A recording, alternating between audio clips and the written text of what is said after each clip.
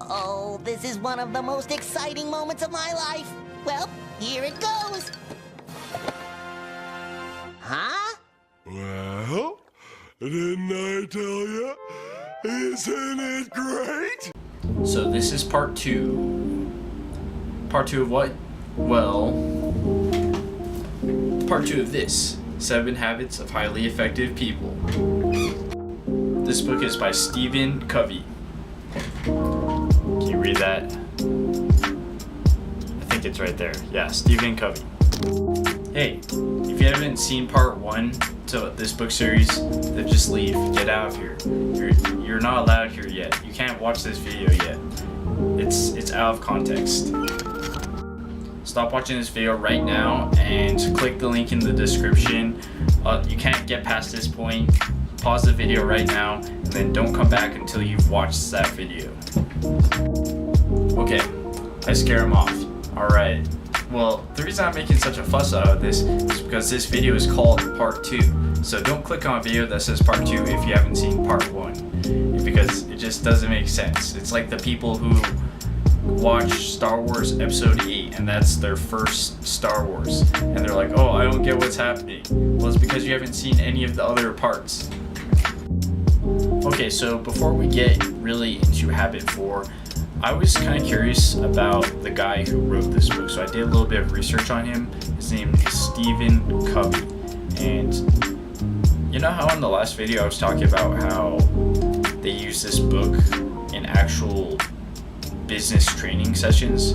Well, it turns out that this guy actually created the John M. Huntsman School of Business. So he actually was a business professor, and he did actually teach business, which I thought was very interesting. What is very unique about this book is that it is actually structured in a way that, starting from habit 1, that is the basis, and each habit, it's not just like a top 10 list where each of the habits are separate from each other, but all 7 of these habits actually work together. So from the last video, you know, there's habit 1, 2, and 3, and it's like be proactive, begin with the end in mind, and put first things first. And so that's actually the first stage of the habits of highly effective people, and habit 4 actually builds off of habits 1, 2, and 3. But habit 4 is actually think win-win. On your mark, get set, go!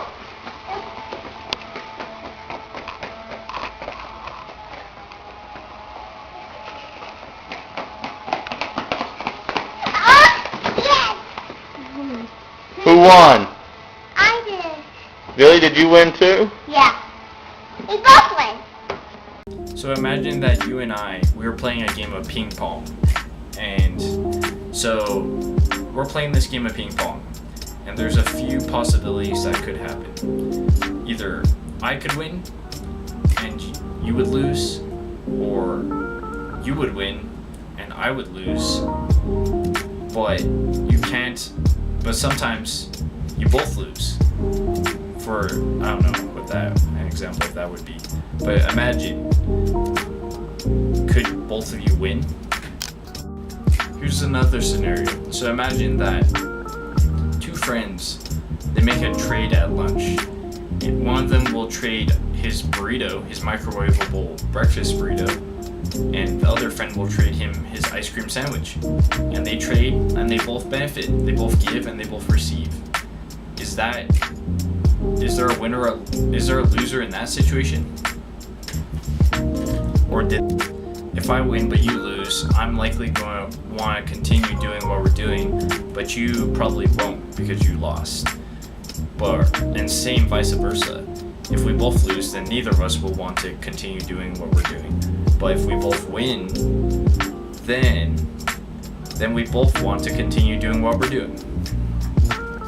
Yeah, so one example of habit 4 that I thought was kind of interesting and amusing is that sometimes hermit crabs, they will actually attach sea anemones to their shells or to their actual crab backs, and it's a mutual relationship. The crab will like move across the ocean floor and eat all the food on the bottom of the ocean, and little scraps will float up, and the anemone will eat these scraps, and in turn the anemone will sting and it'll ward off predators like fish who are trying to eat the crab. And so these two animals kind of live together even though they're completely separate animals. Somehow they've created a mutualistic relationship, which is a win-win. Habit number 5, seek first to understand, then to be understood. Within my personal life, it seems like I've definitely made a lot of mistakes just because I didn't understand the context of situations, and I made decisions based off of incomplete information, basically. And so instead of trying to understand the situation and trying to actually learn about what's going on, I just jumped to a conclusion. And so I've definitely learned that it's better to just withhold your judgments with people, with situations, with jobs, with work, until you know all the facts. Another important thing that this book talks about in this for Habit 5 is the idea of empathy. And I first learned about empathy in my business communication class when my professor made us watch this video explaining the difference between empathy and sympathy. And it's such a nuanced difference that I don't feel confident in my ability to explain it well. So I'm actually going to include a link to that video because I think it explains this idea better than I could.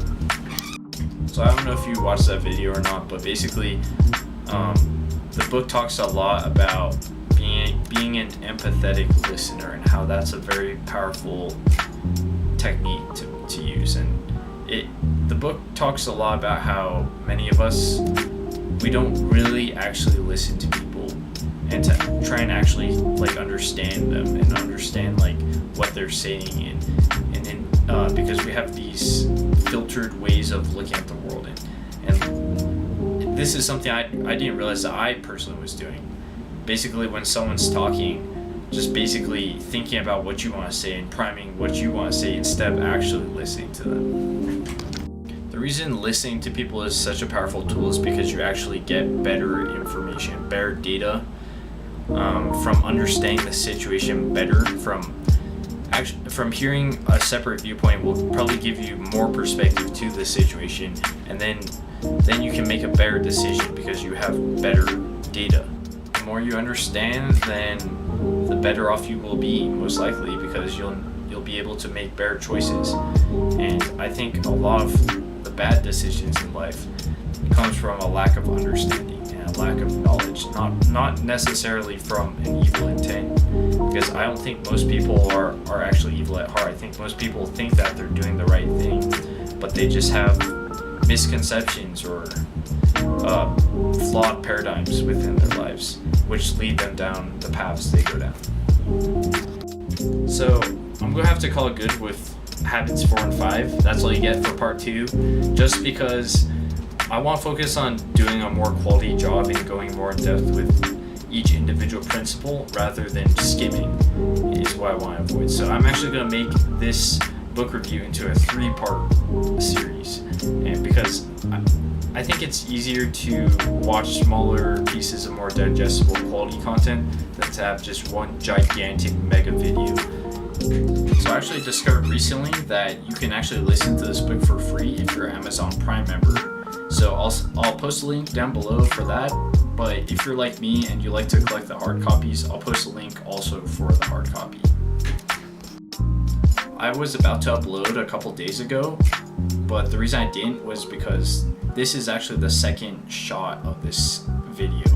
I filmed the first one and I wasn't very satisfied with it, so I was like, I'd rather take more time and produce a quality piece of content rather than just try and get out as much videos as I can and not worry about the quality of my content. So yeah, so that's why it's taking me a few more days to upload video number 4, but it's a process, and I actually had a lot of fun making this video. So yeah, video 5 is going to come out in the next couple days.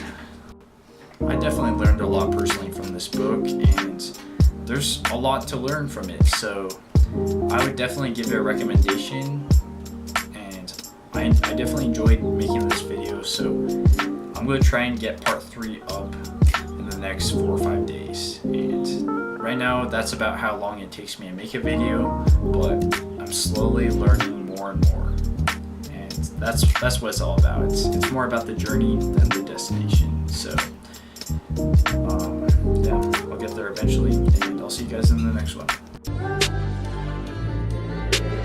Failure ain't an option, so I'd be cautious. I hope that you're watching. Don't try to stop this, work until I'm nauseous, cause I will not quit, no, because I want this. Don't try to stop me, failure ain't an option, so I'd be cautious. I hope that you're watching. Don't try to stop this, work until I'm nauseous, cause I will not quit, no, because I want this. Don't try to stop me now.